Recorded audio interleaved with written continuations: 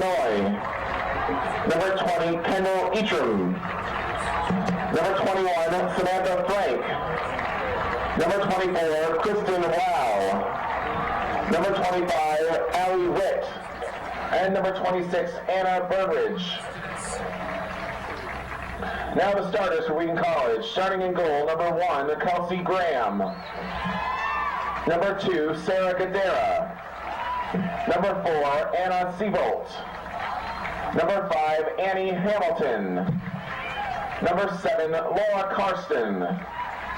Number 10, Carrie Shannon. Number 11, Megan Campbell. Number 15, Amanda Brate. Number 17, Alexis Sharkey. Number 22, Leah DeMoss. And number 28, Annie Wooldridge. Ladies and gentlemen, please stand as we honor America and those who support our freedom at home and abroad with the playing of our national anthem.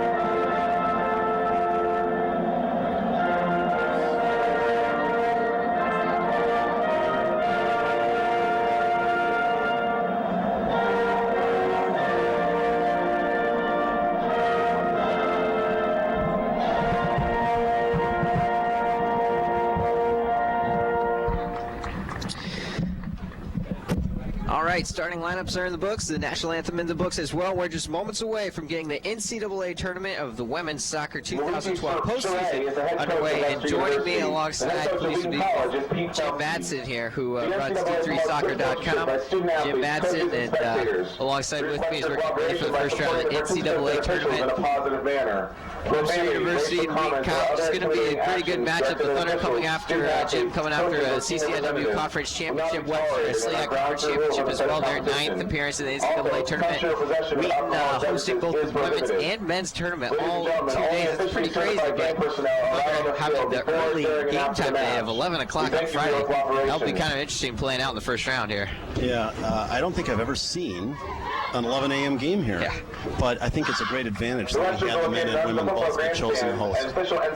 So we're just moments away again from getting first kick here between Wheaton and Webster University. The third time that these two teams have met in program histories for their respective programs. The Wheaton Thunder have won 2-0. We'll run through starting lineups really fast for Webster.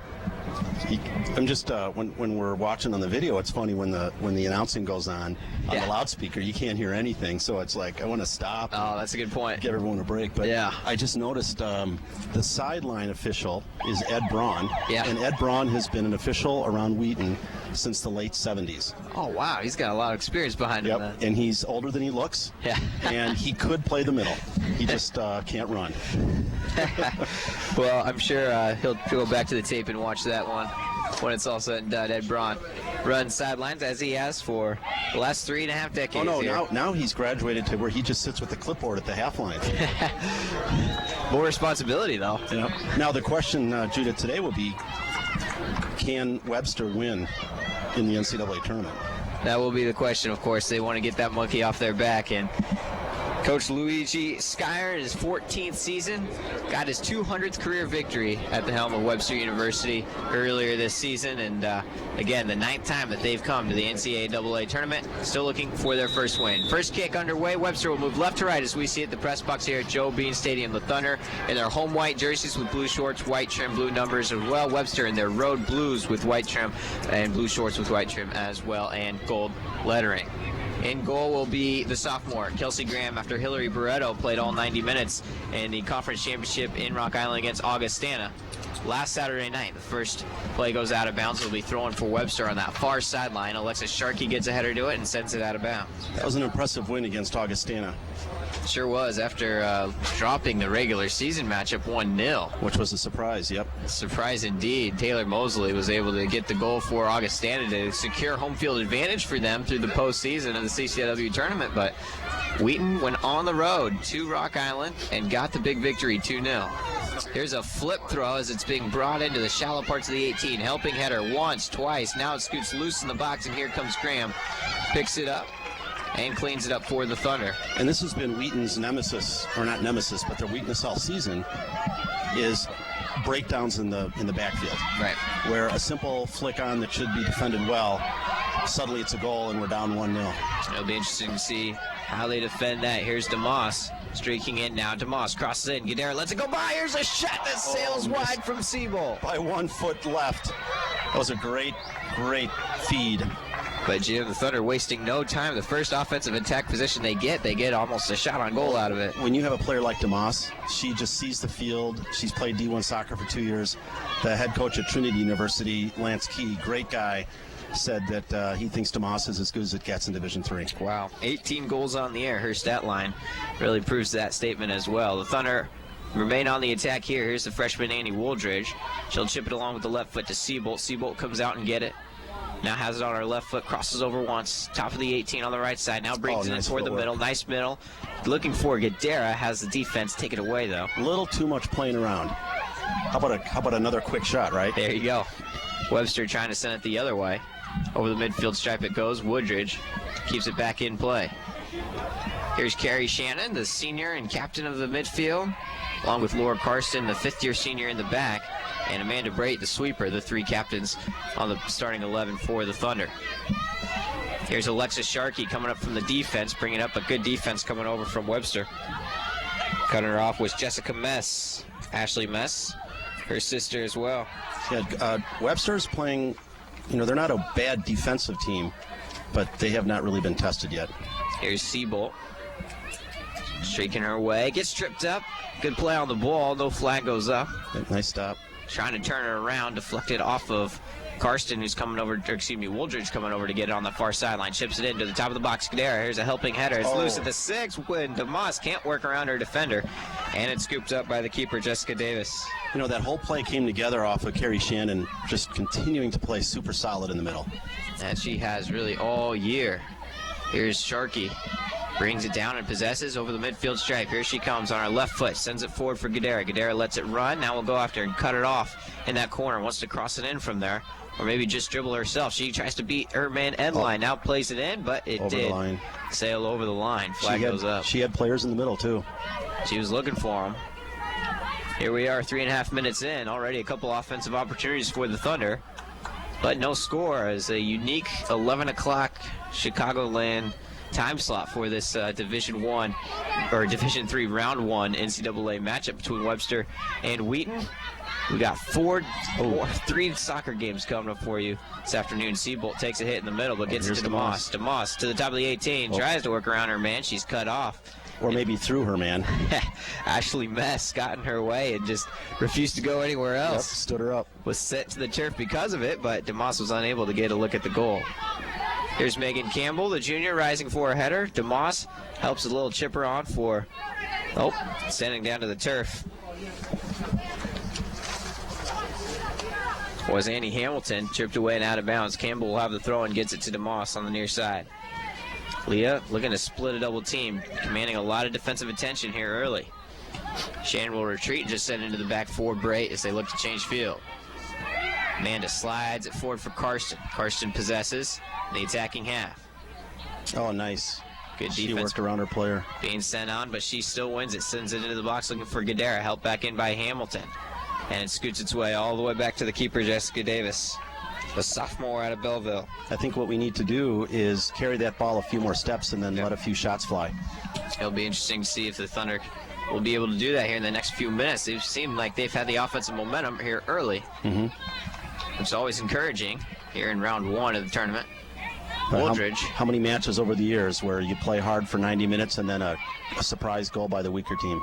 And they've even seen that a little this year. Here's Gadara looking to go back to Wooldridge. She can't possess, and that will be a handball in the box. Yep. And I'm not saying that Webster is the weaker team. Sure. But at the end of 90, if you can't put one past, it's anyone's match. Last year, Messiah, #1 men's team, in the first or second round. Yeah. They were supposed to beat Newman University 4-0, 5-0, and they lose 1-0 in overtime. And that's not a good feeling. Kind of the nature of the tournament once we get to this level. Good defense can just keep you in ball games. You can win it at the end, no matter who your opponent is. Here's Karsten working around high defensive pressure here as Webster tries to create an offensive opportunity of their own. But she's able to possess, send back to Brait, gets it to Sharkey. Sharkey looking around, work around Jessica Mess at the top. She does. Continues her sprint all the way into the attacking half. Here she comes on her right foot. Right shot. Back to the top of the box. She might unload. She goes to the left side. Deflected off the ball by Ashley Mess. A follow-up shot scoots its way in, and it's scooped up by the keeper, Jessica Davis. That was okay, but we need to turn that into something a little bit more explosive a little earlier. And it's like Sharkey tried to get a little, as close as she could, really, to the box before unleashing that shot. Ball sent away on the far side and out of bounds. The thing that impresses me about the Wheaton team this year is the youth. Some of the most exciting plays you've been seeing have been from freshmen and sophomores. Between Allie Witt, Annie Wooldridge. Allie Witt, of course, a second leading scorer in the CCIW this year, with, of course, Leah DeMoss being the first. 15 goals out of a freshman that comes off the bench in a lot of games. That's got to be an incredible asset to have for Pete Felsky. Oh, to bring someone like that off the bench not only is great for Pete, but really puts the other team off on the wrong foot. Thunder trying to send something to the attacking half again. Here's Hamilton.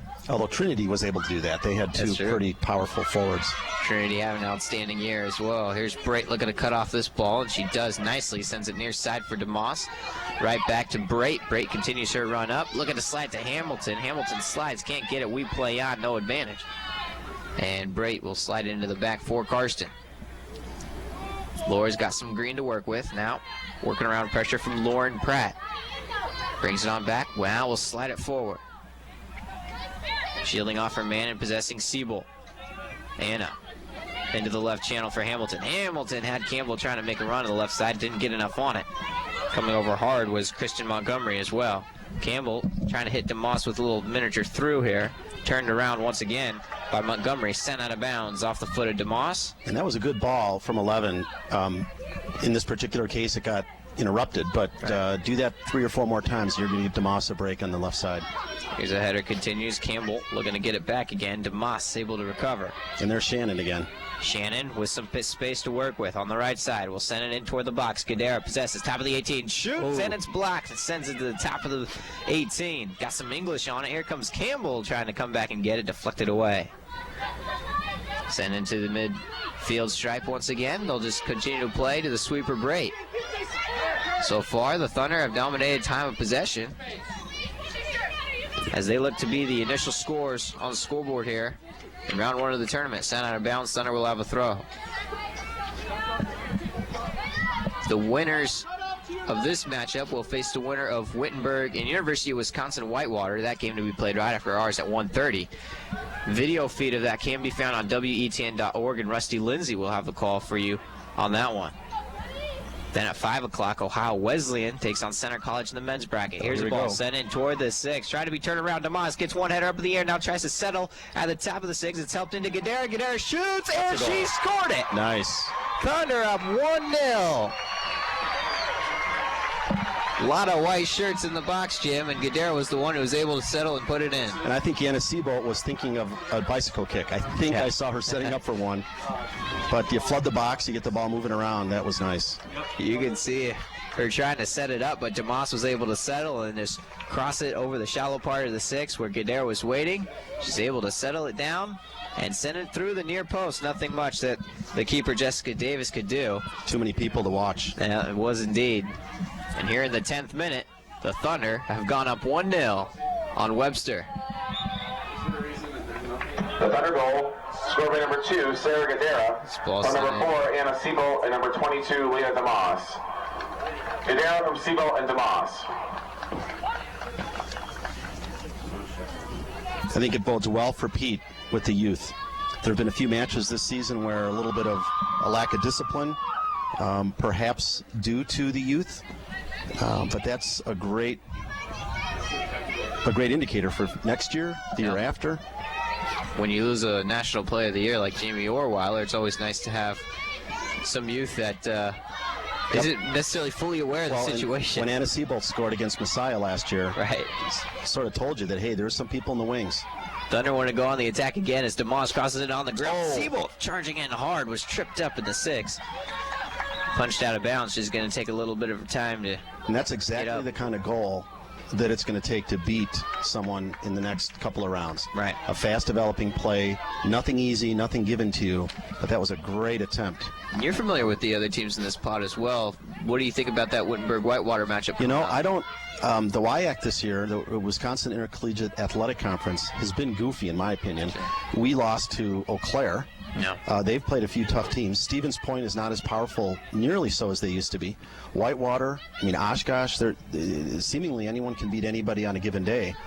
Wittenberg lost in their first round of their conference, so how they got in? Well, strength of schedule. The NCAA regional rankings are always a good predictor of who's going to get in with an at-large bid. Here's Sharkey, makes a wonderful job to keep this ball in the attacking half. His slide tackle, Sharkey's able to keep it, slides it into the middle. DeMoss couldn't get the touch on it. I think she may have tried to do that if given a second chance. Really? She might have been called, though, for taking the player out and doing so. Looks like that's going to be Webster's philosophy, though, going against her, trying to put multiple blue jerseys on DeMoss, especially when she gets in the box. So Wittenberg and Whitewater is going to be a good match. I can't tell you. I'll be calling that game with Rusty, and it'll be fun to watch. Now here's Bray. And they're able to rise to the occasion. So, it's not a prediction, but... Should be a good matchup regardless. That'll be again at 1:30. Right here at Joe Bean. Ohio Wesleyan and Center College at 5 o'clock, and the Thunder men taking on Transylvania University at 7:30. It's a busy day of soccer action here on WETN. We'll have it all for you. That'll be the men's team will have a little bit more work to do than the women's. DeMoss coming in with room, tripped up at the top of the 18, unable to possess all the way through, looking for a foul, nothing called. Mess trying to turn it around, Shannon working on it, and that's Thunder corner kick. Be a corner kick after the deflection from Webster. That's not call. I thought I saw Terry Shannon put that over the line. And that foul on DeMoss, you wonder if this was a really close game in the second half, that probably would have been called. Yeah, you kind of get that feeling. That's the way that the referee will go about it. Here's Shannon and Hamilton here on the near side corner with this cross. Touch to Annie, and Shannon will put it into the 18. Settled there by Karsten, a little too far of a touch away. Cleared by the defense, but Sharkey recovers 30 yards out. Alexa tripped up. That's a foul. Yes, indeed. Webster playing pretty physical throughout this ball game, although not many fouls have been called early on, but you've seen some Thunder players hit the turf and take their time getting up. Well, Wheaton's going to play with the ball a little bit. I think Webster is going to, and they should go after him. I'd like to welcome all of you that are listening on the audio feed as well as this ball sends it in. That's got to be a handball. He did not see that. And a handball in the box, a chance for a PK for the Thunder, and it's not called. Jim, we've already seen a couple. I don't think he saw that. Sure. If he would have been on this side, he would have 17, either had to call it, or he just would have said, well, 21, how much discretion he has to call an exit handball in the box. But alongside Jim Mattson, I'm Judah Newby here for the first round of the Division III Women's Soccer National Tournament here at Joe Bean Stadium. Webster and Wheaton. Yeah, young Judah and old Jim. Judah, you're a senior? Junior. Junior? Yes, sir. Oh, gosh, younger. I'm an 84 grad. That's Well, the father and son team, huh? That's what I'm talking about. It's working pretty well so far as this ball sent over the end line will be a goal kick. Well, the last time that I was on the radio for a Wheaton College match, women's match, it was in the I was probably the late 80s, and it was Pete Felsky and I, and we called the very first radio broadcast of a Wheaton women's match. And was he also coaching while he was broadcasting? That's just what I was thinking. I've got the tape. Back then, it was a little bit more like an intramural experience. Sure, yeah. But it was the beginnings of something great. I don't know that we could have predicted 3 national championships, but no way. It's been good. The Thunder trying to protect their run to the national championship game last year. A surprise run, according to many, last season. But now with a team, Jim, like we've mentioned, a lot more youth on this team, a lot less experience, but plenty of talent as well to make a run at least deep into the tournament. Jamie Orweiler made all the difference last year. Right. I wasn't so surprised, frankly, that we did get that deep. I thought we played Ithaca really well in the semis. I thought we played Messiah pretty well, but Messiah had probably one, if not the greatest D3 player ever. And, of course, I'm forgetting her name, but she was a dominant player. Yeah. And just ate people alive. Yeah. A good person, great talent. And for the memory bank, folks, when Wheaton beat Messiah in 07 1-0 in the finals, it was this gal as a freshman who had the dangerous shot near the end of the match that Eggert, our keeper at the time, just made a beautiful diving save to maintain that 1-0 lead and then the ultimate national championship victory. Wow. Well, Messiah has a history of getting those kind of players to their program. Well, they recruit well, but I would say that our women's program has matched them in most cases. Yeah. We've been able to have a great pipeline. Marcus Wood down at Hardin-Simmons has been able to do the same. They've won 1 national championship. Their problem is they're in the middle of nowhere, and so every year they have to play Trinity in the second round. Right. So that's not very fortunate for them. Not at all. A lot of action in the middle third here, back and forth. Not many offensive attacks in the last couple minutes. Thunder do have a goal, a 10th minute score by Sarah Gadera. And that's been the story so far. 1-0 Thunder here. Under half hour to play for the first half. Here's Bray in the back, sliding on up for Carson. Wanted to turn it around and sends near side for Campbell. Campbell wanted to help it on for DeMoss. Hit it. I like that Wheaton plays that kind of tight passing game, though. You are going to miss it once in a while, but to thread a pass into that small space is what makes Wheaton, it's what makes all the good teams great. Trying to advance it on forward was Kendall Edtrim, for Webster was Allie Nicholas. Send it out of bounds. You can't say enough about the play of Laura Karsten and Carrie Shannon. Just solid, and here we go with another opportunity. Hamilton wanted to chase this one down, just weren't able to get the pass on the far side from Siebold as Brianna Small, the freshman from Chicago, comes over and cuts it off. A few players from the Chicago area traveling down to Webster to play St. Louis soccer ball out of the St. Louis Intercollegiate Athletic Conference. Of course, the SLIAC Conference champions, 9th conference championship for Webster, and 9th trip to the NCAA tournament. It's an automatic qualifier here. A couple headers volleyed around in the Thunder defensive half. Here comes Karsten. Jen Lee also into the ball game as she's defending on that far right side. At the top of the formation, Siebel and Gadera in the middle. Hamilton, DeMoss. Well, here we go. And Wooldridge trying to chase this one down. Just won't be able to get to it. Into the Webster defensive half, turned around by Ashley Mess. Mess slides it forward. Lee cuts it off. Just so I can satisfy my bad memory, Erin Hench was the young lady at Messiah who redshirted a year and so was around from 07 to last year and was just a spectacular player. She was indeed. Made all the difference for Messiah a season ago in their national championship run of 2011. But talking about Carrie Shannon, Laura Karsten, both of them received second-team All-America awards from the D3Soccer.com site. Yep. I can't recall off the top of my head. I know one of those two got something from the coaches' All-America team as well. Here's Siebold at the top of the box. DeMoss trying to run through the corner. Siebold comes back out 23 yards out, trying to slide something in. She does to Gadera. Gadera slides it in for DeMoss. She settles, got it on the left side. Defense gets there again. Siebold will come over, possess, cross it forward. Gadera making a run, can't do it. Shannon possesses about 8 yards out. Will dribble all the way outside. It is deflected away out of bounds. Thunder will have a throw. But Jim, on the brink of a second goal. Well, you almost wonder how that didn't go in. Yeah. But, It's nice to watch, and obviously the Wheaton women have a lot of confidence right now. Here's Wooldridge dancing around some defense, and it's finally cleared out of the congestion. Braid's the closest one to it in the attacking half. Will slide it back all the way into the top of the 18. A line drive. Siebold looking to work around. Now Gadara comes on. Deflected high in the air, and it spins its way out of bounds. Will be a Webster throw in the defensive third. It's pretty to watch. Got some good talent on the other side as well for Webster.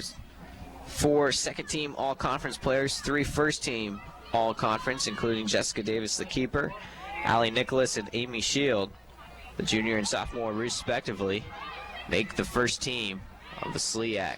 And you know that Webster's a good team. I mean, they played, Elmhurst was not great this year, but they're a good, solid program, and, sure. and Webster beat them 1-0. Elmhurst able to get a draw with the Thunder in the regular season this year, so that's saying something on this pitch as well. And then a perennially powerful Wash U defeated Webster. Heading for Wheaton, number 25, Allie Witt. Defeated Webster 2-0. Right. I would think if you thought Webster was a weak team that you'd have seen a 4-0 score. Yeah. But Wash U's a up and down team this year. We beat them 4-0. They haven't lost after that. Yeah. So and Wash U is not that bad. Right. So that win that we had was something happened, something in the water perhaps. Yeah. But Webster's been able to put together some good wins, and against weak teams they score a lot of goals. Against good teams they seem to hold those teams to few goals. Now we've not seen spectacular defense here, but Wheaton, nothing's being handed to Wheaton. That's true. The Webster is a bit physical, and I think appropriately so. And when they need to steal the ball, they're doing so. They're going to slide this into the attacking half here. They've had some close calls, but they've been able to turn around a lot of them. It's only a 1-0 score. It could be more right here. Well, with a few shots from right there. Here's Witt. Slides it in looking for DeMoss. DeMoss a touch away. Gadara looking to settle. Witt can shoot it. And she got it. Yep. A great shot from Allie Witt as Gadara assisted back to her. Offsides, no goal. No, the flag was up. Yep.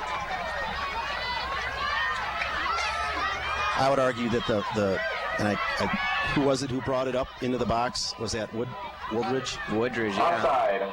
I would have liked to see a shot from her. And that's the first time that the Thunder realized that it was offside. Yep. And that Webster realized it was offside once the public address announcer set it out. So instead of 2-0, it's still 1-0. And take the goal off the board for Allie Witt. Again, if we're looking forward to a next round match. Heading for Webster, number 12, Lauren Bordeaux. And number 23, Michelle Scally. That's Steve on the PA system, belting out the messages. That last shot, I don't think would have been a goal. The goalkeeper was a bit slow to respond. But a shot by Wooldridge as she came to the 18, right. I think that probably would have made it. Right.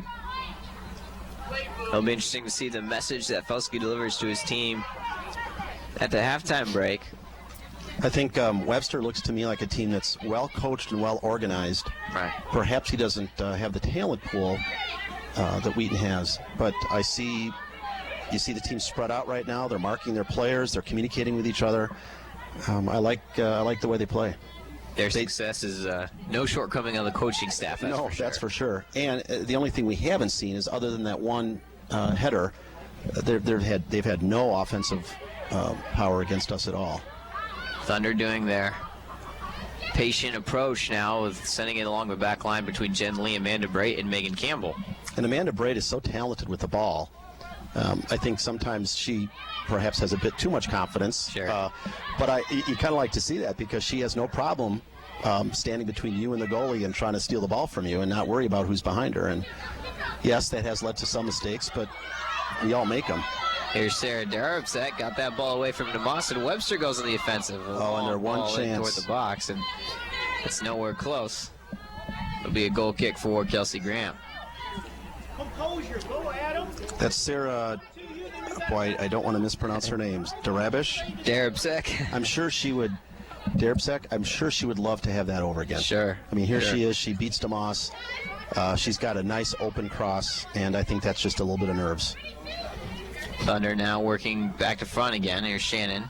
And I know that Webster, I'm almost certain they play on grass.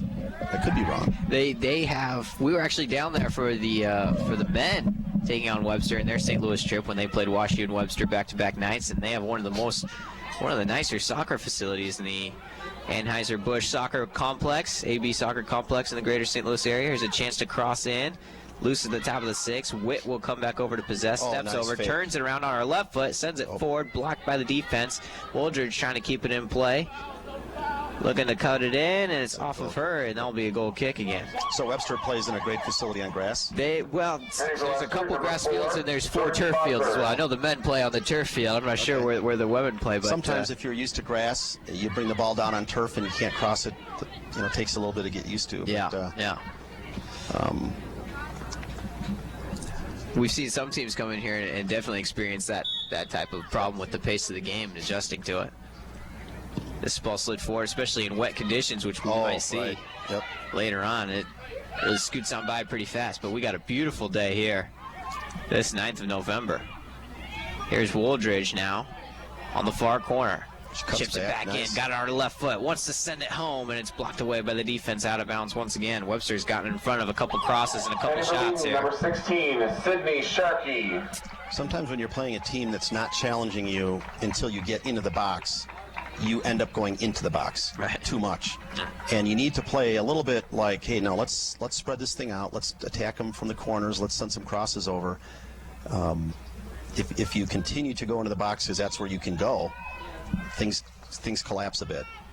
Annie Wooldridge will exit the pitch, and coming on is Sydney Sharkey, the freshman. And I think that's another sign of a good coach, by the way. He knows he can't play man for man with Wheaton, so he's saying, okay, guys, settle back a bit. That's exactly what Lebanon Valley did against Messiah last week. Watch that match, and Messiah announcers were so frustrated that Lebanon Valley kept collapsing, but yet Messiah could only eke out a 1-0 win. So it's an effective tool. Yeah, we've seen the Thunder definitely face opponents that have employed that same strategy. Elmhurst was content to do that as well and come up with the scoreless draw. You think of the Kalamazoo match last season when they had the scoreless draw as well between those two teams, and Kalamazoo just played 11 in the back and decided to go with that strategy. And Webster, of course, with the 1-0 deficit, they'll have to create some type of offensive momentum if they want to extend this match anything further beyond the 90. Yeah, I don't see, short of a surprise counter, I'm not seeing anything that would lead me to believe that they're going to mount a consistent attack. But until you can get, as you said, until you can get a 2-goal lead, you're susceptible to that quick counter and then a mistake, and then next thing you know, the ball's in the back of the net. We saw Darabsack a couple of minutes ago beat DeMoss to a ball in the Thunder defensive half and create an opportunity like that. Maybe that's the type of thing where, as you said, Jim, the counterattack can maybe prove successful for Webster. But you're right, so far it's been all Wheaton on the offensive end. And with 18 minutes remaining in this first half, the Thunder have a 1-0 lead. Here's a takeaway on the other side. On the far sideline from the Borlocks. Put up forward looking Ashley Mess working as Megan Campbell. Mess comes back to possess. Okay, this is the first time I've seen Webster put together a thoughtful attack. Sent back in toward Mess. Campbell touches away, and Shannon will possess for the Thunder. I think that when they do that, if they don't make something happen in 10 seconds, 15 seconds, they're going to lose it like they just did. They had the good idea. They laid the pattern out right. They just didn't have a go-to. DeMoss looking to work around Darabsack again, and you see her troubles doing it. Yeah, Darabsack's going after her, again, appropriately. Right. And she's not going to give an inch. Good, strong defensive positioning, and went right after the ball. Now here's Shannon. Midfield stripe sends middle circle. What year is 20? Is that 21, right? Yeah, she's a freshman. Wow. Yeah, freshman out of St. Louis. No one's told her she's got to act any different. She's playing. That's the beauty of youth, isn't it? Yep. Yeah. The Thunder have seen that work to their side as well. They've got a number of freshmen on their side. Sure do. This ball now break. And a freshman team that wins the SLIAC again and comes to the NCAA tournament, I can't do anything but help them as they get older in their college careers, and you might see more success for them. Here's Witt, top of the 18. Plays it back. Looking to cross it in is Sharkey. It's a high ball, and bringing it down is the keeper Davis. We need to see a lot of those right now. Yep. We need to start doing that, and we need to start playing like we're playing against someone that could beat us. Yep.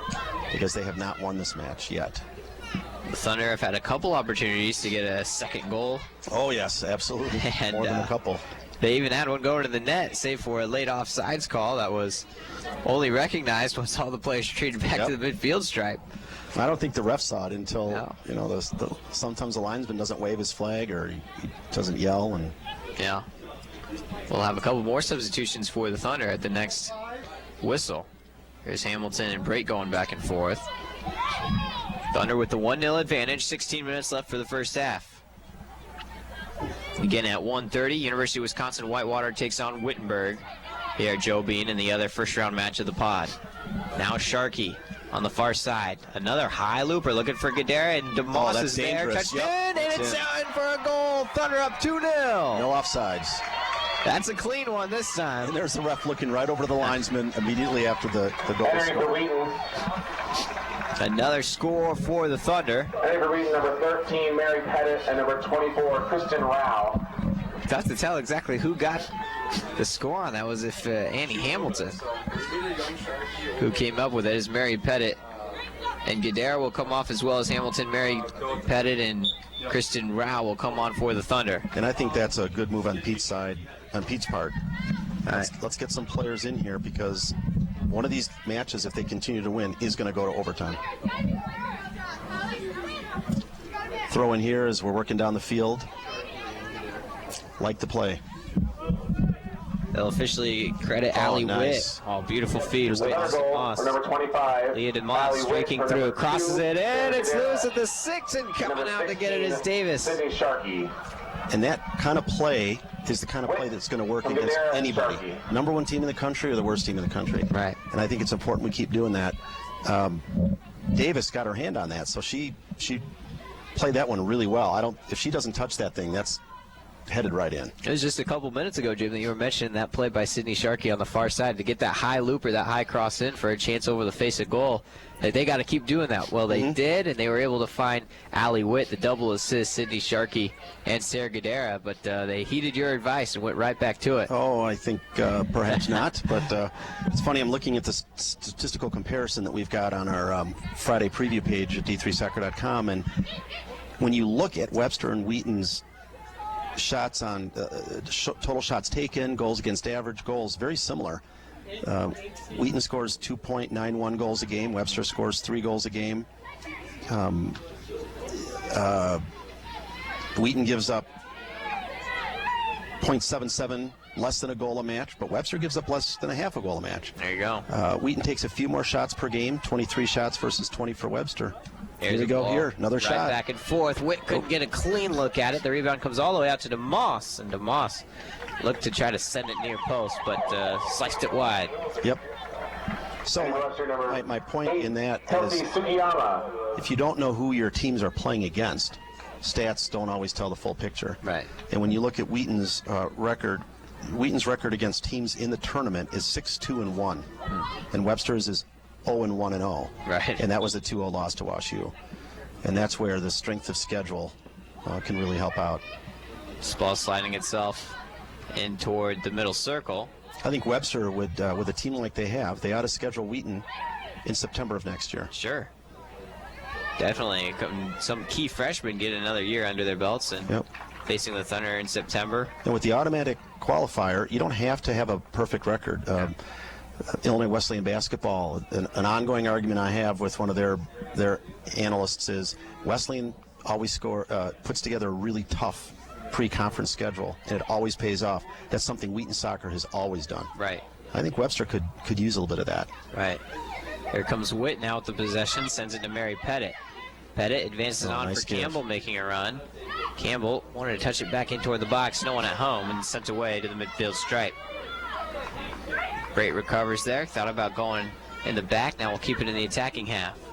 It's that confidence of Brate to cut back there right in front of the defender. It's neat. She's there doing it all year. Yep, she's got skill. Started as a freshman and continues to make solid impacts as the captain of the defense as a junior. Here's Jen Lee on the far side.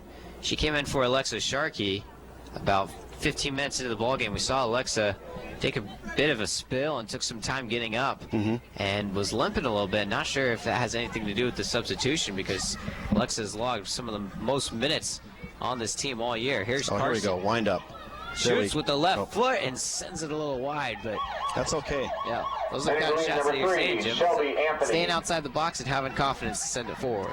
And then what happens is your goalie is always unnerved because they don't know, is a shot coming from 20, 30 yards out?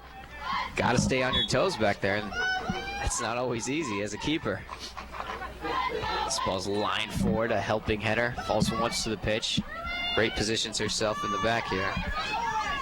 Allie Nicholas for Webster, number 20. She's a junior. Oh, sorry, I was looking at the page here, and we missed that dangerous opportunity. Headed out of bounds. But Allie Nicholas has been playing really solid for Webster, and number 20, and here she comes up to the top of the box to look for a feed. There'll be a throw in. Jen Lee cuts it off, trying to send it forward for Sharkey. Come back to recover, though, will be Lauren Bordeaux. See, they're looking for 7 in the middle, and they're just not going to get, she's not going to get a free look. Right, that's Ashley Mess. Here's DeMoss, bringing it to the attacking half, still on her right foot, crosses over, goes outside, crosses it on the ground, it's loose, top of the 6, keeper's coming out to get it, try to be a helping shot back in, no whistle, we keep playing. Outside the 18, it'll be turned around and cleared by the Webster defense.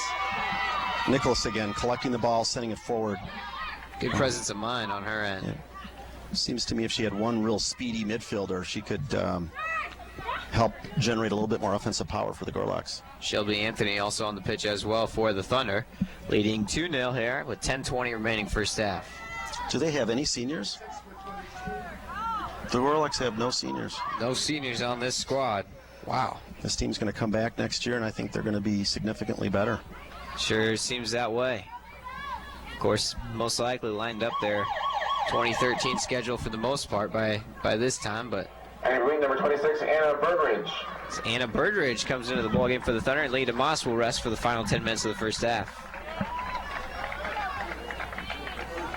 Sydney Sharkey will change field from the forward on the right side to the forward on this near side here. Joining Witt and Rao. Now here's Shannon battling for it on the far side, cut off by Amy Shield. Boy, Witt's goal against Trinity in overtime was just a special goal. Really kind of a good mark on the year for Allie Witt. 15 goals as a freshman. An offensive force, and we said the asset of bringing her off the bench in so many ball games. Here we go. Sydney Sharkey. There you go. Right there. Sends it forward. Yep. Got some height to it and was speared by Davis. But once again, Sydney Sharkey has done some really good, effective things. I like that. Final 9 minutes here of the first half. She already has 1 assist to her name. You and Tate liked that Witt overtime goal. I was watching. I had left and was watching it, and you guys liked it. Yeah. Tate Fritz did an outstanding job during the regular season as Wheaton women's soccer announcer. Tim Jaderholm as well, doing a wonderful job. He's able to join me tonight for the 7:30. Tate's father, Kurt, is a Wheaton grad, played football, and until recently I worked with Kurt very closely every day for 7.5 years. Wow, there you go. So it's you got all sorts of connections here. Oh, well, you know, it's the Wheaton Mafia, as they call. See, now here's Nicholas with a shot. It wasn't dangerous, but I like the way that Nicholas thinks on the field. Knows that offensive chances may be at a premium, so once you get the ball, you might want to do something with it. This ball's changed field, goes near side for Sydney Sharkey. Shelby Anthony also on the pitch in the back for the Thunder. Send on up to Rao. Rao looks to turn it around. Not much room to work. So, Judah, where'd you grow up?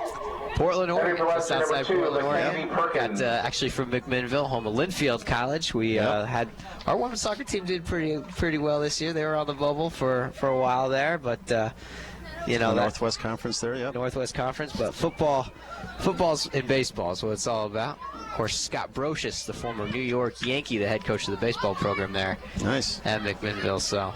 And the football team ranked 3rd nationally right now. Well, when you are out of school 2 or 3 years, and you're going to suddenly realize you've entered an alum that covers the world. There you go. An alumni group that covers the world. That's what I'm looking forward to, no doubt about it. Thunder lead 2-0 here with 7.5 to go. Ball played in toward the box as Webster looks to continue to make an offensive attack and maybe sneak one out here to cut the deficit in half before halftime. Now that's where that Trinity player, I can't remember her name, number 5 or 7. If she had the ball, I mean, she took a one-step turn and nailed the shot to the upper right to beat our special shot. Yeah, and what we just gave someone there is the chance to do that. Right. And just the Webster player didn't have the skill to do it, but someone else might. Someone else may indeed, yeah. Of course, for the Thunder, they got some Young players out there getting some time. Here's Rao on the front line here. Looking to turn around, nice on to Sharkey. Nicely done, good idea. Sydney looking to cover once and twice, deflected away by the defense and sent out of bounds. Another throw coming for the Thunder. Pettit, Rao, Sharkey on the near side. Witt, Burnridge, and Shannon all in the box now. Rao calms, wants to turn to the outside, touched away over the end line. Corner kick coming up for Wheaton. Good opportunity Thunder here. corner kick. Only the second corner kick of the ball game so far, but And if they're gonna run a short kick, do it now. Good time to practice it, see how it works. Sure. Anthony is on the near side, well away from the white jerseys in the box, and they'll play it to Shelby here. Shelby will look to punch it in. She's struck a goal from this once earlier this year at the Baptista Invitational, but on this occasion it's sent away. Webster looking to counter and come back on this ball, recognize the opportunity, but it comes all the way back to Amanda Brait. Brait rolls middle for Jen Lee as they look to change field. Lee sliding it all the way out to Karsten with Jordan Fosberg right on her. Karsten works around Fosberg nicely. And that's a player we're going to have to replace next year because Karsten is rock solid in that position. Sure is. Not going to see her get beat very often. Witt comes all the way back out to recover out of the congestion, sends it back for Amanda Brait.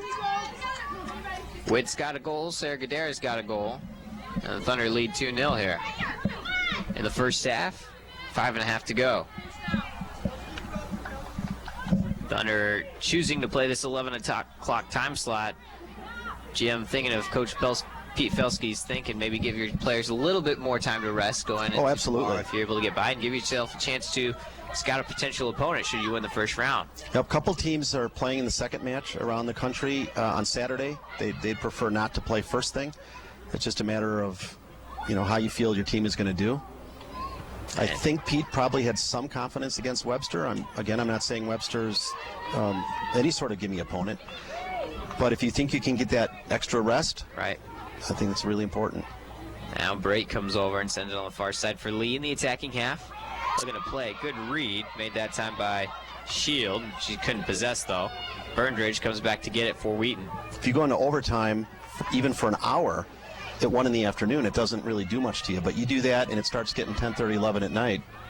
Shannon rips this one across the face. Defense got something to it. Sharkey communicating with Anthony, who's going to come get it. Shelby does. Oh, I like that ball. Sends it in nicely, and it comes all the way through. The keeper will scoop it out. Davis on the ground, but a good idea by Shelby Anthony. She knew coming in hard. She had one chance to punch it back into the box, and it nearly was effective. Coach Bean always liked night games because you got the bigger crowds. Yeah. But there's a lot to be said about an afternoon match. You just pretty healthy crowd out there for an 11 o'clock kickoff time, I'd say. A lot of friends and family, I'm sure, in the stands from both sides. Webster's got a good contingent. Yeah, they sure do. Yelling up a bit when the lineups were announced. But it is a Friday, and so we have school going on. As long as the players on the field got their chapel skips out, they should be in good position here. Karsten brings across the midfield stripe. Sharkey on the near side on her left nice foot. Move. Brings it back in toward the middle. Got some green to work with. Oh. Sends it back into Shannon. Shannon reaches with a touch. Gets a little too far out in front. Burnridge trying to keep it back into the mixer. Shannon leaves it for Sharkey. Cleared by the defense. Back to Pettit here. Pettit's called for the handball. Yep. Did you see how much space they gave Sharkey as she came to the box? Because they didn't know if she was going to pass or shoot. And she ended up feeding that nice pass through into the box. Really like that style of play. She continues to have a strong first half here. Webster looking to advance and get an offensive attack here in the final 3 minutes. Thunder lead by 2 goals. Mess into the back for Pratt. Or excuse me, that's Tsukayama. Defensive half here. Brait will come over to cut it off on the near sideline. In men's action, there's a men's match being played in Dominican in River Forest, Illinois. They are leading Webster 1-0. The Webster men are playing at Dominican in the first match. Webster's on top in that match. Did I read it wrong? You're right. Webster is up 1-0. Upset alert right there. Well, there you go with the Freudian slip. You just assume that Dominican is going to be up top. So, yeah. Congratulations to the Gorlocks for getting up on a really good Stars team. Dominican is a powerful team. They sure are. We saw them. defeat the Thunder 2-0. Here's Brait continuing a run all the way into the top. Now Burnridge, a chance to slide it in. A pretty good ball, got some height to it. Loose, punched around. Oh, and how did she fall on it? Jessica Davis, what a save. Jessica Davis was very alert on that play. She tracked the ball all the way in. She got blocked out and made it happen for him. Nice play, Jessica. Great play by Jessica Davis there to keep it from being a 3-goal advantage for the Thunder. Final 90 seconds of the first half. At halftime, we'll send it back to the studio where Kyla Phelps is. He'll have a Thunder Sports Report for you. Now here's Shannon in the midfield stripe, and we'll take it right back here after that for first half recap and second half action between Wheaton and Webster. And we'll be here all day. 1:30, Wisconsin Whitewater and Wittenberg do battle. Oh, here's a turn and a takeaway for Ashley Mess. Mess one-on-one with the keeper, shoots and sends it wide. First of all, 1 minute. it sure looked to me like that was a tripping penalty. Sure did. But I will say that the keeper really, I mean, she was very intentional on coming out and cutting that angle off completely. Graham did a nice job to force the issue, and Mess had to get rid of it. I don't think she anticipated Graham would come out like that. She choked a little bit, sent it wide. She could have just popped it right over her. She did indeed. Whistle blows on this occasion, though. Free kick coming for the Thunder. Final 30 seconds now of the opening 45. Sent forward into the Gorlock backfield. And Graham won't get the credit for that save, but she ought to. Yeah, she ought to. She was definitely the difference with that shot going wide. Karsten on her left foot. It's a high ball to the side looking for Sharkey into the final 10 seconds. 7, Tsukiyama turning it around, 5, sending it out of bounds. 4, 3, 2, 1. And there will be the horn. First half is in the books. Thunder 2-0 leaders here, Jim. In that first half, the Thunder, numerous offensive opportunities, could be more than 2-0. Oh, I think. Ladies and gentlemen, the restrooms are located.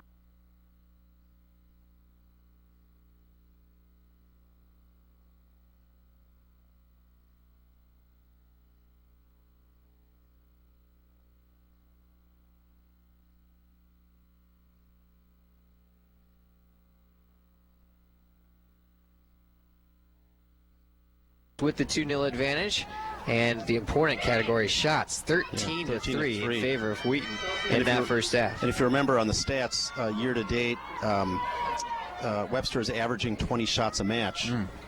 And to me, they're lucky to have 3. Right. I think they could have had a few more. Sure. But they've not been able to mount a consistent attack as much as they have some of the skill to work the ball forward. Of the Thunder's 13 shots, 6 of them were on goal. Webster does not yet have a shot on frame. 2 goals scored, one by Sarah Gadara, and that came in the 10th minute. It was assisted by Siebel and double assisted by Siebel along with Leah DeMoss, as we're getting word in now. And the second goal was scored by Allie Witt in the 30th minute, as double assisted by Sarah Gadara and Sydney Sharkey. So Witt and Gadara, your scores here as we get the second half underway. Looks to be the starting 11 on the pitch for the Thunder as Wooldridge brings it forward. Wheaton going left to right as we see at the press box here, Joe Bean. Wooldridge continues on her right foot, works around some defense, trying to split a double team. Did for a brief time before it's cleared away high and out of bounds on the near side. And again, looking at the match, Nicholas for Webster is playing really effectively offensively, doesn't quite have the speed to keep up with DeMoss defensively. And I think that's where the coach of Webster is continuing to mold this young Gorlock team into a winner. Of course, we mentioned no seniors. Here's Wooldridge, a chance to shoot, and it's blocked. Wanted to put it in from distance, had a chance to do so, but good positioning by the defense to take it away. See now Webster without see now that pass forward, just without even looking. Yeah. I think they're just nervous. I think they need to settle down. I think they've got the chance to get a few shots on goal. You could hear at the halftime break Luigi Skyer, their head coach, saying, "Remember why you guys are champions. Remember what's gotten you this far. Yep. You can play soccer. It's the same game that you're playing against these guys. We'll see if they can't use some emotional momentum to their favor here in the second half." And three's got. There she settles, puts it in the middle. Nice play. Got some good ideas from Lauren Pratt. Of course, no seniors. That's amazing to me, Jim. A team like this can not only have success in the season without the benefit of a senior, but make it to the NCAA tournament again and have the kind of success that they have. And win conference. And right. And again, I think playing a top 10 team like WashU to a 2-0 loss is Nothing to be ashamed of. Sure. This is in the men's side, a surprise score at half. The Webster men are up on the Stars of Dominican University, 1-0. Dominican, the winners of the Northern Athletics Conference. Of course, the Wheaton men played down at Webster earlier this year, down in St. Louis, and came away with a 1-1 draw in a game that they outshot Webster 35-3. A game that got a goal early, had a stinger that Webster scored against them, and then the Gorloks just packed the box the rest of the way and came away with the draw. And again, the sign of a great.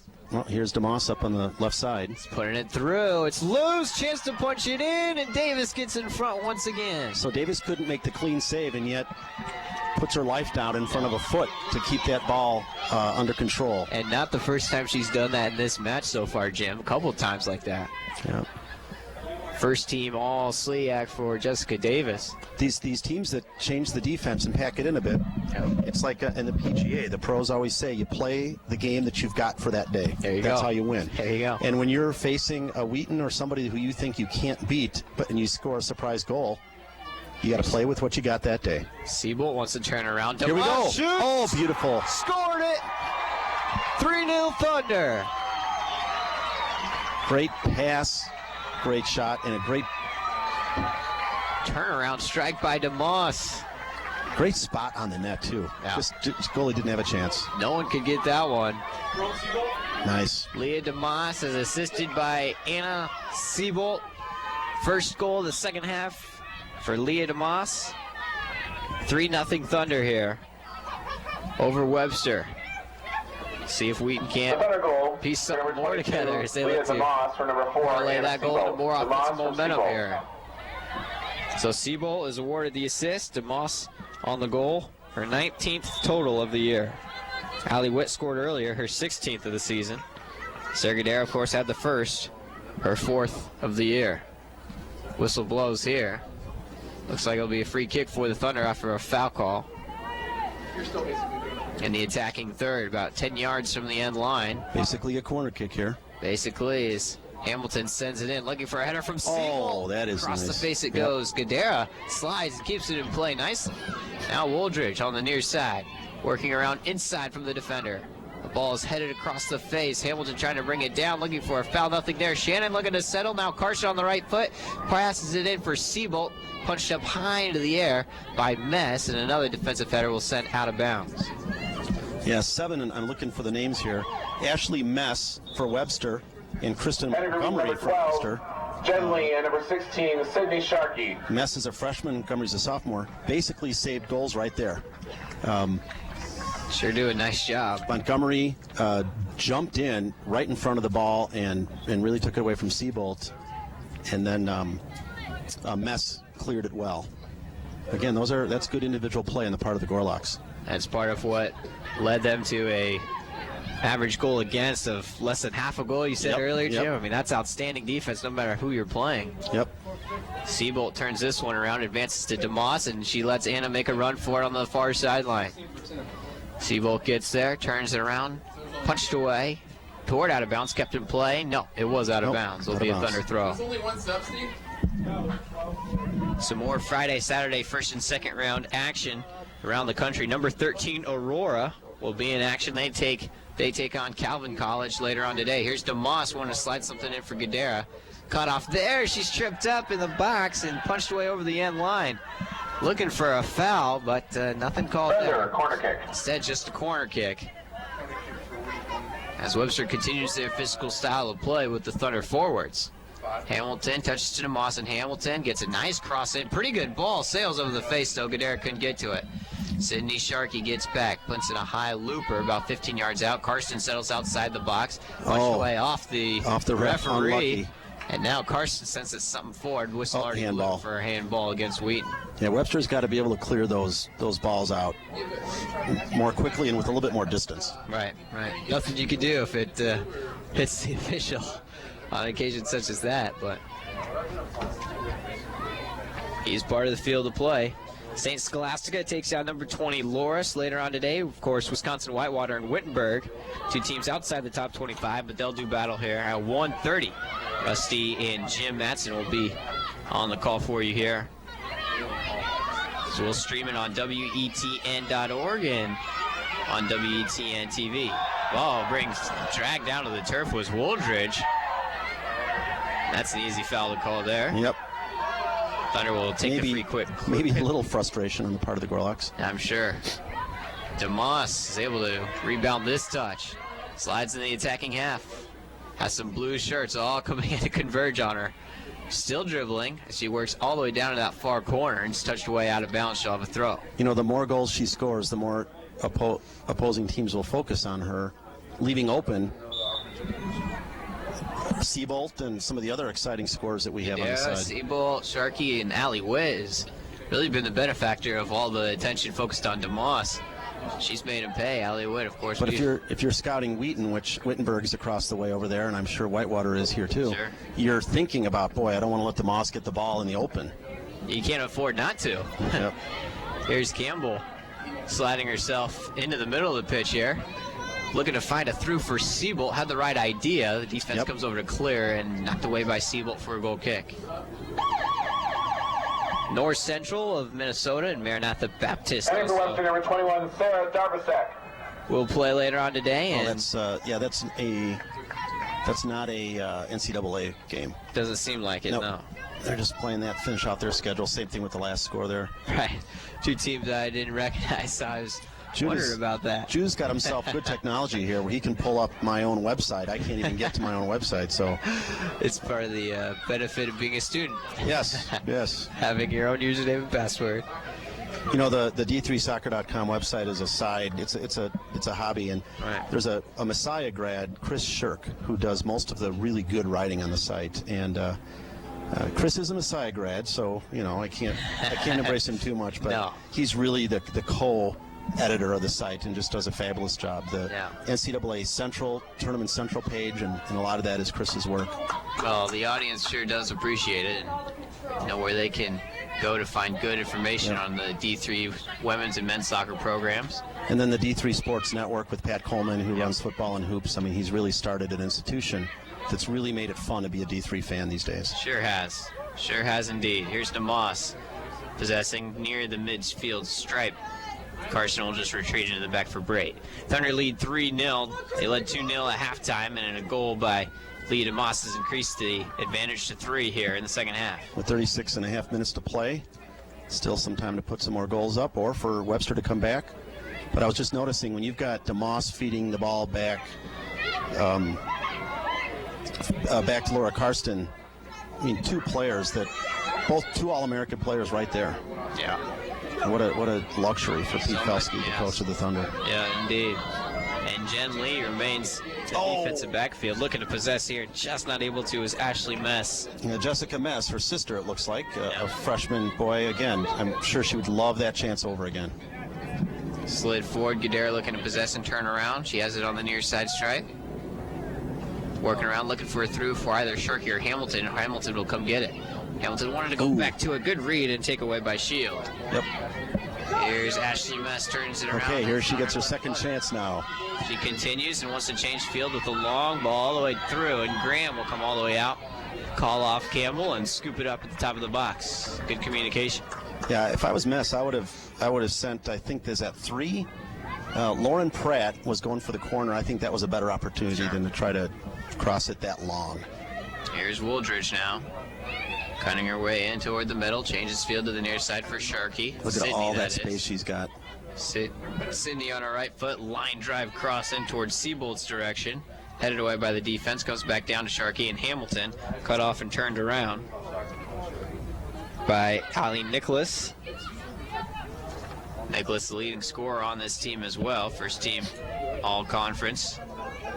Brait, though, continues to possess in the middle circle.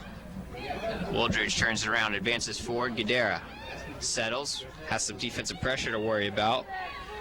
Is able to keep possession, though. Now Carson on the right side. Laura continues the feed to Sharkey. Sharkey steps over once, twice, now cuts inside, in toward the box, 17 yards out, unleashes a shot, it's in some congestion, knocked away by the defense, helped back out of the 18, Jen Lee coming on hard to keep it in play, got some backspin on it, Sharkey recovers, sends it in toward the middle, scoops once on the pitch, Siebold with a high kick to keep it in play. But DeMoss was just waiting for the ball to settle at her feet. She was indeed. Carson wants to help it forward. Gadara, wasn't sure if she's onside or not, looks like she is, wants to come back and get the ball on the end line, just can't do it. Jessica Mess was there, and she clears it away for Webster.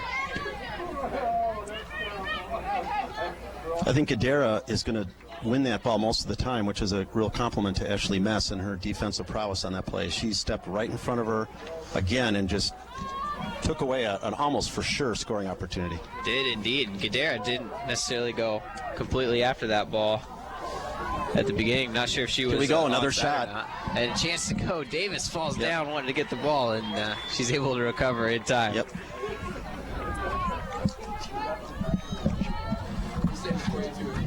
Okay. 3-0 Thunder here. Ball in the middle again. Every time the ball is sent to the midfield, Wheaton is usually able to settle and take control. Oh. Webster has been able to take control and send it forward a couple of the times. And here we have a restart on a foul. So we'll see what Webster can put together here. If they send one long enough, they may have a shot. They'll play it toward the top of the box, but Wooldridge and a bunch of white jerseys. Oh, and that's there. a good feed. Punch back in. Looking for Pratt to turn around. Pratt slides it on the ground, but not much there. It's over the end line. Yeah, that was Allie Nicholas again taking she's just got a great sense of the ball and the field. She fed that ball just instantly to the open space. And was that Lauren Pratt? Yeah, Yep. Pratt. And so I think if Pratt puts together a cross, they've got an opportunity on goal. Pratt, one of the many freshmen on this team, forward out of St. Louis area. Plenty of players out of that St. Louis area, yeah. For the Gorlocks. And a few from the Chicagoland area as well. Here's Gadara, some action in the middle third. Hamilton wanted to track it down for Campbell. She does. Megan's got it. So you see University of Wisconsin Whitewater start to make their pace into Joe Bean Stadium. Wittenberg's already here. Checking out the competition between Wheaton and Webster. All W schools across the board in this pod of the NCAA tournament bracket. Here's Hamilton. Back to Bray as the Thunder continue patient possession. The sun peeking out a little bit more now as well. Yeah, the W pod for certain. The W pod. The Thunder, the lone ranked team in the top 25 among the four. This ball slid into the attacking half. Punch around. Oh. And now Jen Lee is going to be the one to have to cut it off. And coming out is Grimm. She's got it and keeps herself in play at the top of the 18. It is looking for a whistle from the referee coming in hard on her. Yeah, Jessica Mess kept the motor running there. Yeah. Any mistake on Graham's part, she would have been there. She would have been there indeed. Webster is turning up the heat a little bit here. Sure does look like it. Battle in the 11 jerseys going after that ball as Christian Montgomery and Megan Campbell going back and forth. Yep. Karsten. Sometimes when you're the opposing team and you're down 2 or 3 goals and perhaps part of you thinks, well, I'm not going to win this match. Sure. I've seen it before. Teams will relax and then they'll start playing, kind of like playing golf. When after you stop keeping score, you might play better. That's my story. There's no doubt about that. Kristen Rao and number 30, Shelby Anthony. Kristen Rao, Shelby Anthony. We saw them later in the first half. They come on here with about a half hour remaining in regulation. I think Jessica Mess would love to notch a goal in the postseason for Webster, and I think she's going to want that more and more as the match rolls on. Right, that'd be big for them. Anthony will throw it in.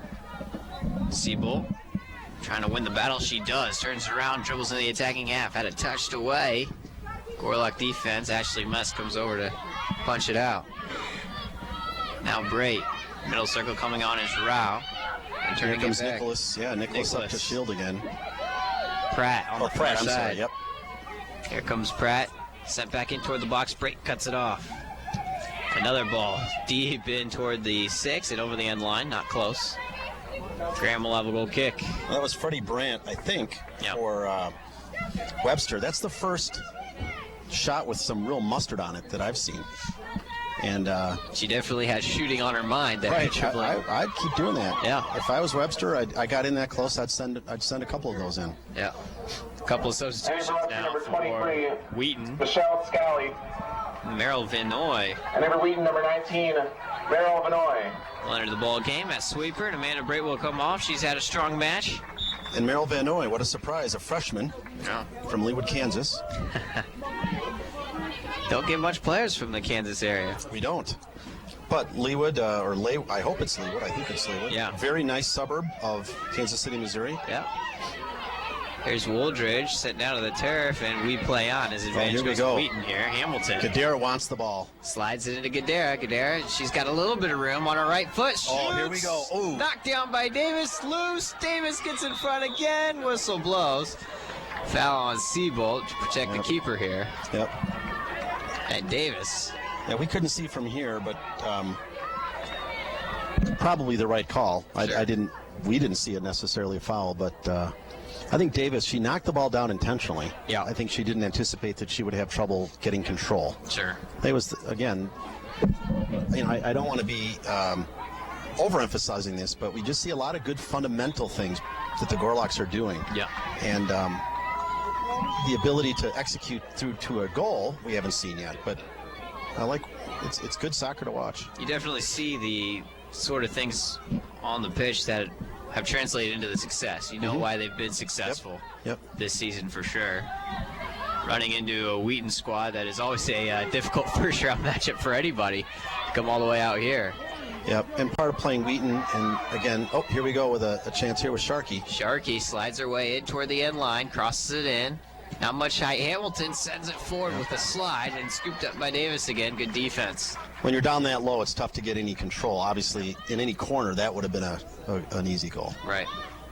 Davis punches it up, middle circle, into the Gorlock attacking half.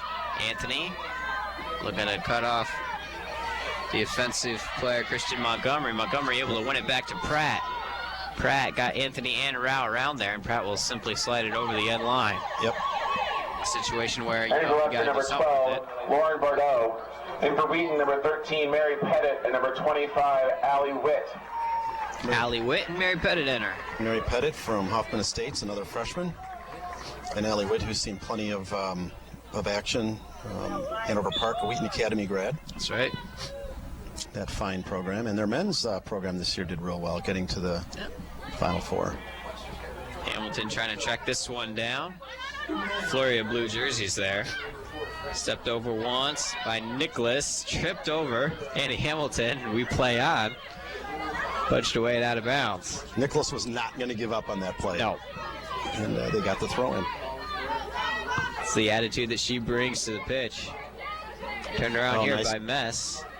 Defense by Jen Lee right on top of her. Yeah, Jen Lee, that was a nice, broke up the play there. There'll be a throw in for Webster here on the edge of the attacking third. Looks like they'll go for Pratt for the flip throw. We saw it once. Kind of caught me by surprise a little bit. We'll see if she Michelle goes back Scaly there. coming up. Here it is. Got some top spin to it. Doesn't get too deep into the box. Yeah, if they flick that on, that's a very dangerous ball. If they can get their head on it. Graham comes all the way out to the edge of the 18. And it'll be, they're going to call it a goal kick for Graham. That could have been a corner kick if Graham had touched it and then didn't maintain control on the end line. That's true. Now Sharkey advances it on for Witt. Witt looking to shield off the defense. Ooh. Almost a high kick there. That's going to be dangerous. I don't think it was almost. Yeah. I think it was. Yeah. It'll be a free kick for the Thunder here on the near side. Like they are calling it. They will indeed, yeah. Excellent. Lee approaches, sends it forward, curves it, taken away by Nicholas, going the other way. It seems what Nicholas does here. Who is she going to send? Got some room, wanted to go to Pratt, knocked away, but the rebound comes right back to her.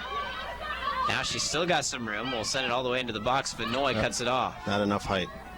Vinoy was looking to either go back to Hamilton or Sharkey. And instead it goes out of bounds. So it's 3-0 with about 25 minutes to play. And he goes to number 4, Jordan Fosberg. Jordan Fosberg enters for the Gorlocks here. She's a veteran on this team as a junior. Yeah, no kidding. Well, they've got some throwers here. They've got the flip thrower, and Nicholas just had a long throw in. Turned around by Mess, gets the deflection off Jen Lee and out of bounds. So Wheaton's got a few subs in here in the back, and I think Webster's given him some play here. The competitive field between the SLIC and the CCAW is different. Yeah. The CCAW does have a series of stronger programs. Here's a chance by Nicholas, wanting to direct a header in on frame. And you know she wanted that ball to settle at her feet. Yep. She knew a loopy ball like that isn't going to have any momentum on it for a goal, but she gave it her best. That throw by Pratt, Jim, that one got really deep in the box, had a lot of height to it, skipped once on the turf and gave a chance. If that ball was able to bounce and Nicholas took it out of the air, I think it's 3-1. Yeah. There have been a couple chances today that we mentioned it could be 2-1 or 3-1 for Webster. They've managed a couple of good looks. Now here's Hamilton looking to recover the defensive half for the Thunder and advancing on up for Sharkey. And now Witt comes over hard, deflects off her shin. Webster throwing. You know, a lot of the coaches that come in here that really like the atmosphere. They love playing at Wheaton. They love the conditions. They love the crowd. They don't love to lose. No. But for the players, it can be intimidating because Wheaton, in many cases, the anticipation of the match or how good Wheaton is reputationally better than they really are, and you come in here a little intimidated, and then you've got the SLIC with a little bit less quality of play, and it's a tough nut in your first round to come in here and usurp Wheaton. No doubt about it. It can be done. It can be. We've seen a lot of teams play this Thunder squad hard. Here's DeMoss into the box, looking for either Hamilton or Pettit. Pettit has it 20 yards out and will shoot. Ooh. And it's going to take a great effort by Davis to keep that ball from going in. Davis gets up a little gimpy, but she made the save. Yep. And for Webster, number 17, Lauren Scalise. And for Wheaton, number 26, Anna Burnage. Burnage comes back on for the Thunder after that close call. DeMoss Pettit almost got the score. Corner kick here. Another opportunity. Will be a corner. Hamilton and Burnage on the far side. Hamilton thought about approaching, and now she'll just send it in for Anthony. Shelby did this once in the first half. This time she'll just settle and keep it in play. Wheaton needs a cross here. They're going to get it. Burnage puts it in. Puts it too low. Yep. Not much on it, though. It slides its way to the padding over the end line. Will be a goal kick. And awaiting to come in for the Thunder, Kendall Eachheim. Another freshman. Another freshman, yeah. Excelsior, Minnesota. Here's Witt now. Turning around, playing for Pettit. Ooh, Pettit nice. touches, looking for Sharkey. Nice center touch to Sharkey. Good cutoff there by the Gorlock defense. They turn it around. Nichols now. Dribbles all the way to the near sideline. Advances forward. Mess was in the vicinity, but Jen Lee cuts it off. Haven't seen any Alexa Sharkey in this second half. We wonder if they're just being conservative with her. And notice she came up a little gimpy after a foul call in that first half. So we'll see what the word is on that. I think it'd be advisable. Sure. I think this is a time to play as many of your players as you can. It is the NCAA. You don't have a second chance. So if somebody comes up hurt in round 2, you can't rest them. There's no more rest. You've got to play to win. No doubt about it. Here's Witt. Going to take control of this ball at the edge of the 18. She's got it. Turns around her man nicely. Into the box she goes. She shoots. Davis gets in front. The rebound shot. Oh, nice. Did you see Davis reach up and just stop that with her hand? From the ground. Entering for Webster, number 15. Wow. Whitney Scott. Here comes a sophomore in. Entering for Wheaton, number 20, Kendall Eachram. Kentucky. Kendall Eachram comes Thunder corner with him as well. There'll be Thunder corner kick boy Jessica Davis in many ways having the match of the year. Well, she's not cold. No. Ball slides itself. Eachram's in the vicinity. Going to be settled by Rao. Rao will shoot. Not a bad idea. And Davis had her eye on it the whole time. Sure did. Well, aside from losing the match at this point, 3-0, Davis has got to be feeling okay about herself. I mean, she's made some nice saves. She's in the action. And I think she's making some nice saves. Yeah. You know, a couple of our shots have been right to her. Right. But when you're laying on the ground and you've got to reach up and stop a shot, that's not easy. Not at all. She's done a real nice job. We continue to keep our eye on River Forest, where Webster maintains that 1-0 advantage over Dominican on the men's side of things. That's with at the 65th minute of the match. So 25 to play. That would be an upset. That would be indeed. Perhaps not a major upset, but Dominican, they're not a weak program. You start to wonder if the Gorlocks are employing that same strategy that they had against the Thunder after tying that up 1-1 in the first half and then packing the box defensively. Whatever they're doing, though, it's working. They Well, lead 1-0. it could be. Dominican's got 17 shots thus far in the match. Webster's got 4. There you go. That very similar. 18 shots, another one. But Webster's only had to make 4 saves. Right. So 14 of those shots have not gotten through. Right. Well, it's working for them. And for Marty Tote, the head coach of that program. Been there a long time. Now throwing here. On the far sideline, Thunder lead by 3-0. Coming up 18.5 minutes to play in regulation as Wheaton looks to move on to round 2. Round 2 will be played right back here tomorrow at 5 p.m. The Thunder, as they look to maintain a 3-0 advantage, set to play the winner of Wisconsin-Whitewater and Wittenberg. That game will come up at the conclusion of this one.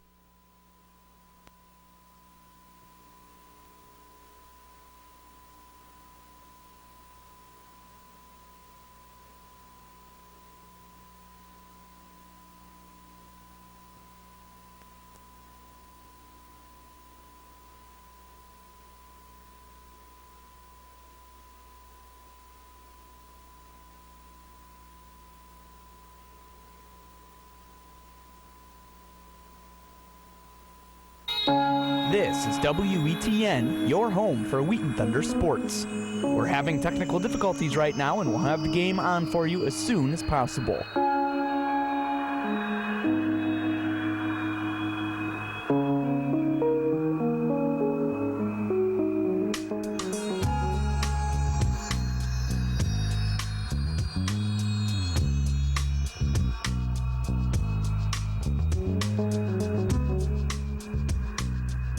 If you are listening for Wheaton Thunder sports action, you're at the right place. Unfortunately, we're experiencing some technical difficulties right now, but we're working on getting the game to you soon here on Wheaton College Radio.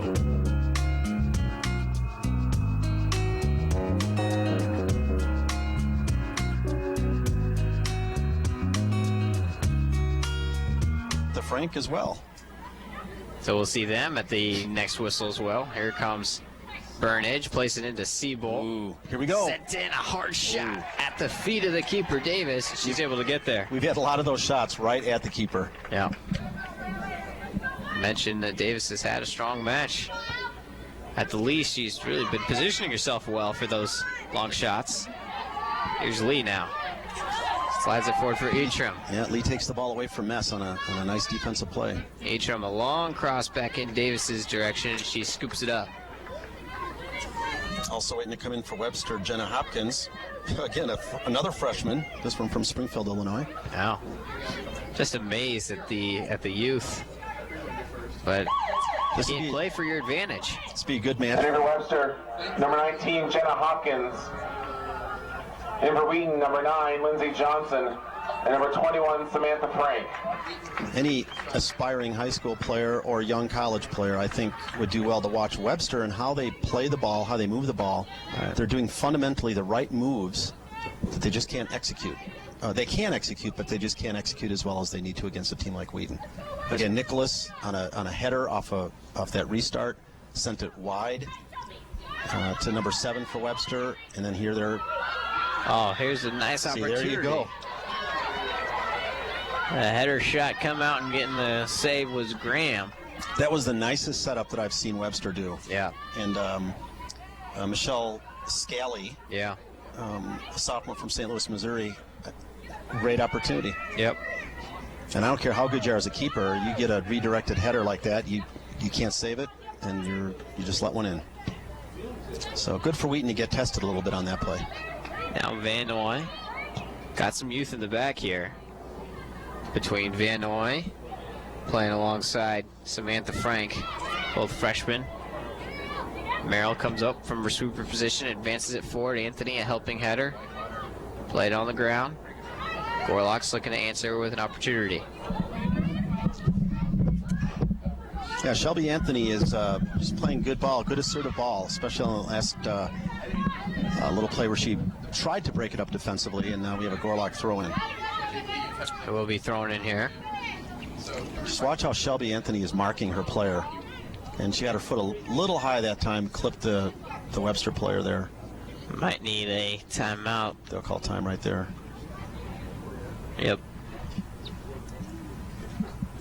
We're let's just see if getting more and more curious about this Dominican men's game. Sure are. With almost 67 minutes gone in the match, it's still 1-0 Webster. Right.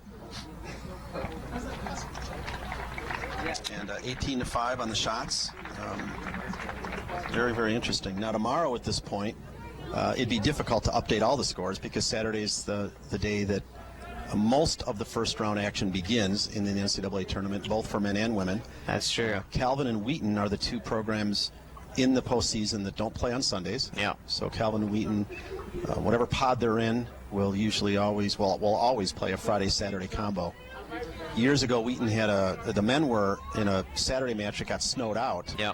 And played Monday, which was a great inconvenience to the opposition, but that's the policy that number 3, Lauren Pratt. And here comes Nicholas on a restart. Nice ball into the box. Really good ball. Drew did header in through the 6 and over the end line. But Nicholas was able to get to that one nicely. Ashley Mess got a little bit on that. Messiah raised a few eyebrows a few years ago when they decided. Number 10, Freddie Brandt. Messiah decided they were not going to schedule Sunday matches, but they would play on Sunday if it would, they consider it an act of God, or if it inconveniences others. So they won't play on Sunday, but they will play on Sunday if it's a tournament, postseason tournament, weather, the NCAA, and the campus is. There was a little controversy, but it's been accepted just fine. They also don't have football, right? So hard clearance on that far side in Anthony's direction. Man, took that one off the face. That hurt. So a Sunday afternoon match in the playoffs or a Sunday evening match at Messiah is going to be as well attended as a Wheaton football game would be on a Saturday afternoon. There you go. Now some action in the middle circle. Here in the final 13 minutes of regulation as Webster looks to put something on the board. The sun's out. It's in the 50s. Oh, yeah. It's beautiful. Great afternoon. For November 9th. Really nice. No wind. Can only hope that we get similar weather the rest of the postseason here, but no, I don't think that can be too much to ask. Nope. See, Michelle Scally, and I hope I'm saying that right, yeah. For Webster is drifting into the middle and pressing. Yep. I think she wants another shot. She wants another attempt. Nicholas had a pretty strong game as well. Just ball sent into the corner of the box. Pratt looks to settle against Anthony. Sends it around over in the end line. Will be deflection and a corner kick for Webster. Corner kick. Their first. One of the things that Webster has to overcome against Wheaton is, other than Nicholas, number 20 for Webster, most of their players are shorter than the Wheaton players. Yeah. So in the box, there's just an inherent disadvantage. But we'll see if they can overcome that. Maybe look for something, punch around the mixer and have a ball come loose. Numerous ways to score from here. Here's an approach. Line drive, slipping its way through. Chance to settle for Mess, but she couldn't right away. Yep, right at her feet in the box. Helped nice back cross. in toward the 6. Got some height to it. Sails over the face and over the end line. Goal kick. Couple of nice balls played in from there, though. Number 8, Rachel Karsten. Rachel Carson for Wheaton, a freshman from Grand Haven, Michigan. Yep. I always like it when we can recruit along that western shore of Michigan. Can't let Calvin and Hope get all the players from up there. That's right. And Calvin's men and women's teams have done extraordinarily well in the postseason. You sure have. Or I should say in the conference tournaments. Yes. They're both in. And Calvin every year, no matter how mediocre they seem, last year, runner-ups. They've been in the Final Four before. They sure have. Never take the Calvin Knights for granted. Never can. But as Dominican might tell you right now, never take the Webster Gorlocks for granted. Yep. Ryan Souders, of course, the Wheaton alum, head coach of the men's and women's soccer programs over at Calvin. Here's Witt trying to help this one on, looking for Lindsey Johnson. And also a Wheaton alum at the helm at the Aurora women's soccer program. Yeah. As their SID told me today, this season, I said, hey, congrats on the ranking. And he said, well, it takes a Wheaton grad for us to get good. Now, it was a joke, but nonetheless, it was funny. It was, though. He knew I was a Wheaton grad, so he said it that way. No offense to Aurora grads. But it's nice to see Wheaton alum out there making a difference. No doubt. Here's Witt dribbling her way toward the top of the 18. Got it on her right foot. Oh, look at her setup. Sends it nicely for Van Noy, and she elevates it a little much. Van Noy's thinking as the ball's coming to her, life begins to move in slow motion. Like, oh, I want Very to get petted on my that, shot. yeah. My shot. Yeah, had a chance. And it's so easy. You're watching, fans watch soccer, and you see people hit it high, and you think, well, how can they not do that? Or how can they do that? Right. It's so easy when you're excited to get your foot under the ball. Yeah, to stay on top.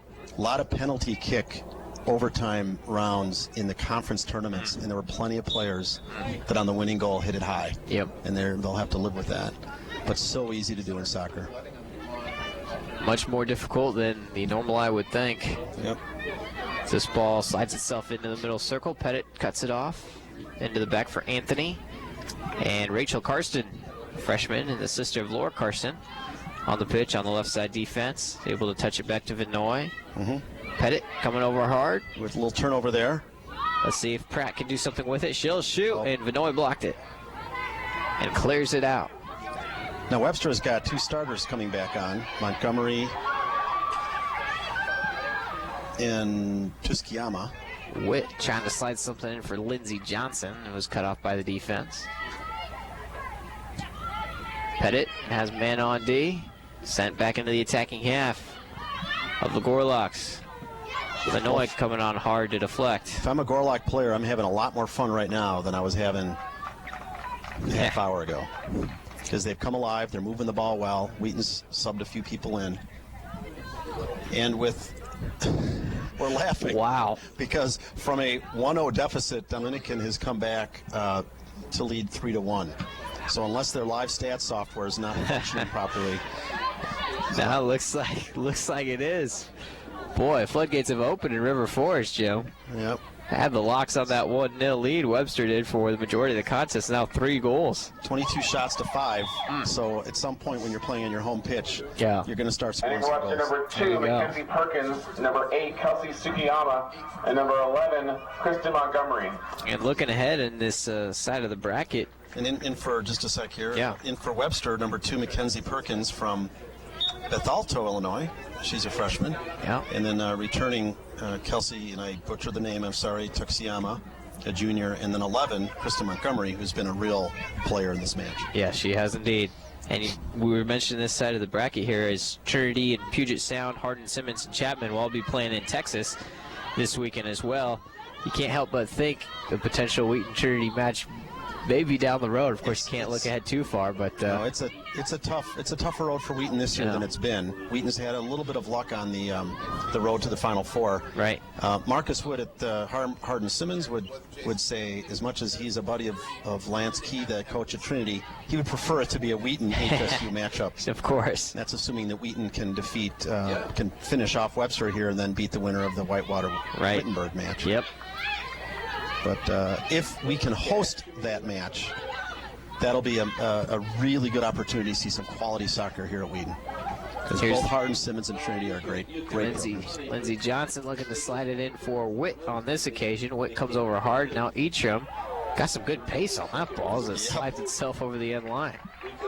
Not a bad looking shot. Sarah Darabsek for Webster broke up that play. That pass was looking to go to, was it Witt in the middle? Or who? Yeah. Yes. If she hadn't jumped in front of that ball, that would have been a 4-0 play. We're approaching the final 6 minutes of play, so Thunder have a 3-0 advantage here over Webster in round 1 of the NCAA tournament. Witt looking to help this one on to Lindsey Johnson. Just couldn't get it to her. It slid away and cleared. Rachel Karsten in the area, trying to keep it away from Nichols. Karsten's fighting for it. She's able to win it and get it back and play it in nicely to Rao. Draw some cheers from the sidelines. Burnage making a long run, looking to keep it in play on that far side corner. She does. Wow. Good speed and control Touched away. Will be a Wheaton throw in the attacking third. Gets it into Witt at the edge of the 18. Allie, Good double turn. team. Nice turn. Oh, Turns to the outside, she had lost it for a minute. Yep. She did. Will be a throw-in, though, nonetheless. We'll have a couple more Webster substitutions once they get possession. Witt plays it back to Burnage. Burnage going one-on-one with the defender as the ball just sits there on the outside far sideline. Burnage somehow gets it back. Looking to turn it around. Karsten, top of the box. Witt. Oh, she has a chance. Witt dribbles to herself, trying to slide past numerous defenders. Slides self, shoots, and scores! She was looking for someone to pass it off to, and Webster did not challenge her. And that's exactly what you can do when you can take your Webster, time and number see what the ball 7, is. Ashley Mess, and number 24, Maggie Raftery. A single-handed effort goal by Allie Witt there. And Her she- second of the game. She did a good job of 25, avoiding Allie Davis. Witt. Yeah. Witt unassisted. She's really having an outstanding game and effort. That short field down there, I mean, our pitch is regulation length, but we run out of space there, and sometimes those goals come bouncing back out like they hit the bar. This ball slid into the defensive nice half. save. Heatram keeps it in play somehow. Gets around Tsukiyama and sends it upfield for Witt. Of course, she's got 2 goals now already in this game. Up under 5 minutes to go. It's 4-0 Wheaton. And DeMoss with 1 as well. Not a bad start for the postseason for those two. Nope. Not a bad start at all. Witt trying to go back and forth. Some cat and mouse over there, and Tsukiyama gets to it. And Johnson, a right footer, puts it back into the middle of the pitch. But not for long as it comes back to the near side, and Witt has it there.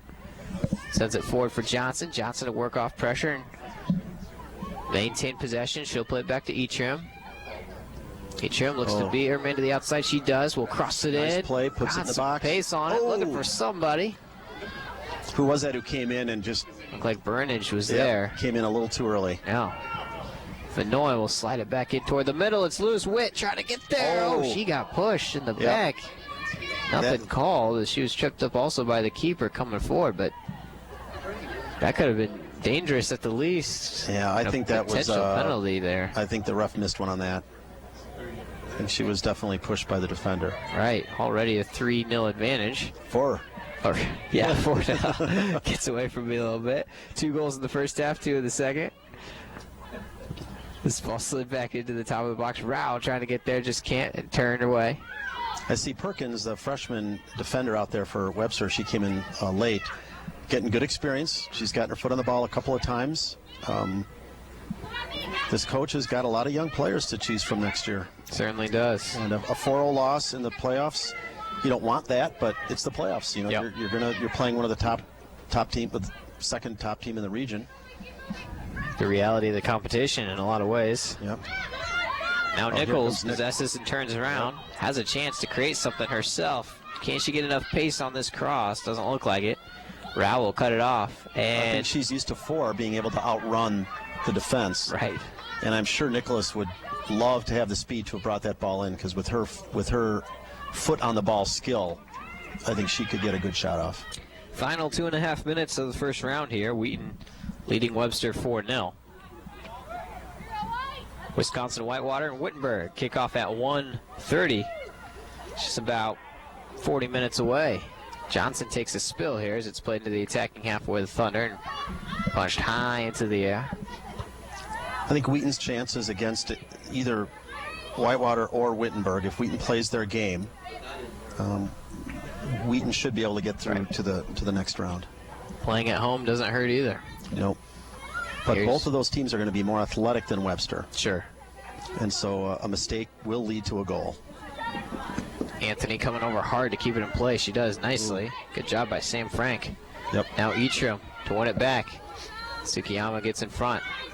Pettit had a brief takeaway. Witt trying to touch it back. Deflected out of bounds. Thunder will have a throw. And as a freshman, again, you got a skilled freshman in Sam Frank. Her footwork, her nose for the ball, her awareness of the field is very impressive.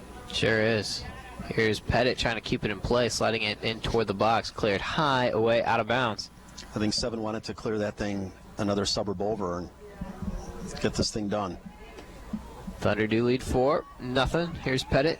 Sliding in less than Frank. 2 minutes to go, almost just a minute to play. Yeah, closing in on her here. Webster clears it. Still in the Thunder attacking half, though. I think Webster's... 1 minute remaining regulation, 1 minute. I think they're wearing down here. And Wheaton, the Wheaton subs are getting hungry for another goal. Sure are. This ball sent away, though, and out of bounds. Webster will have a throw.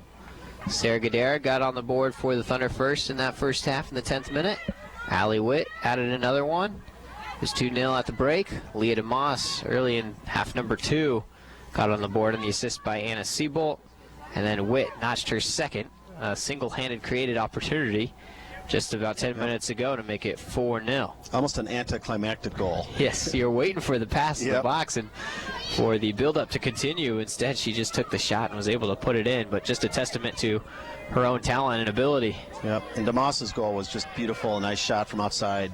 It really was. 10, We're 10 seconds away 8, as Karsten takes a spill on the far side. 5, 4, 3, 2, 1.